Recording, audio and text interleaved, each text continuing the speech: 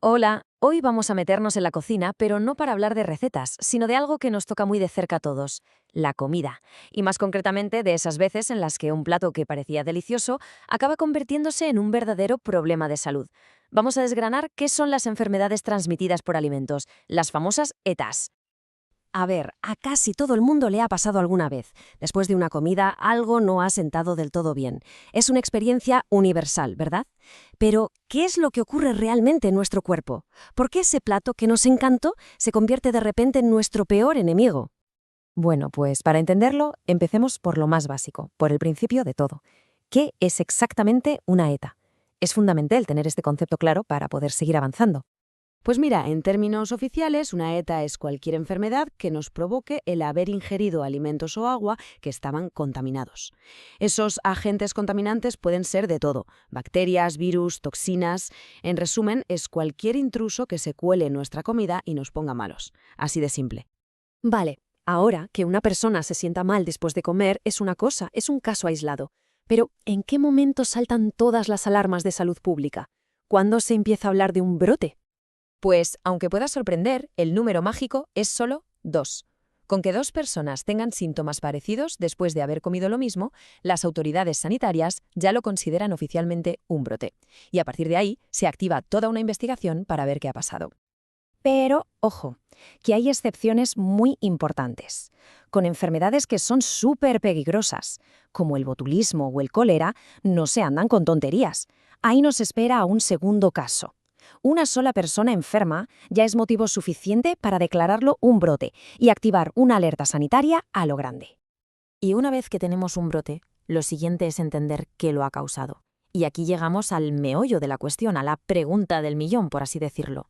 Hay dos formas principales en las que la comida nos puede enfermar, y entender la diferencia entre ellas es, de verdad, la clave para saber cómo prevenir el problema. La clave está toda aquí.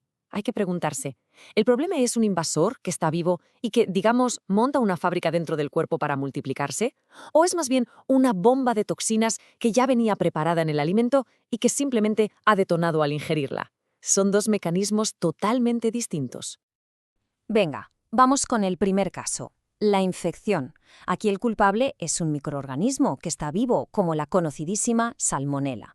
Lo ingerimos, el bicho sobrevive a los ácidos del estómago y empieza a colonizar el intestino, a multiplicarse. Por eso los síntomas tardan en aparecer, a veces horas o incluso días. Y es muy típico que provoquen fiebre, porque al final la fiebre es la respuesta de nuestro cuerpo luchando contra esa invasión. En la intoxicación, en cambio, la historia es completamente diferente. Aquí el culpable no es el bicho vivo, sino un veneno, una toxina que ha sido fabricada antes en el propio alimento, a menudo por bacterias como el Staphylococcus aureus, que han podido crecer por una mala refrigeración, por ejemplo. La reacción del cuerpo es casi inmediata y muy violenta, normalmente con vómitos, pero, y esto es interesante, generalmente sin fiebre. Y un dato crucial, algunas de estas toxinas aguantan el calor que da gusto, así que cocinar el alimento no te garantiza que sea seguro. Y bueno, para que el cuadro esté completo, hay una tercera categoría, que es como un híbrido entre las dos. Es la toxinfección. En este caso, nos comemos el microorganismo vivo, pero el daño real no lo hace él directamente, sino la toxina que produce una vez que ya está instalado tan a gusto dentro de nuestro intestino.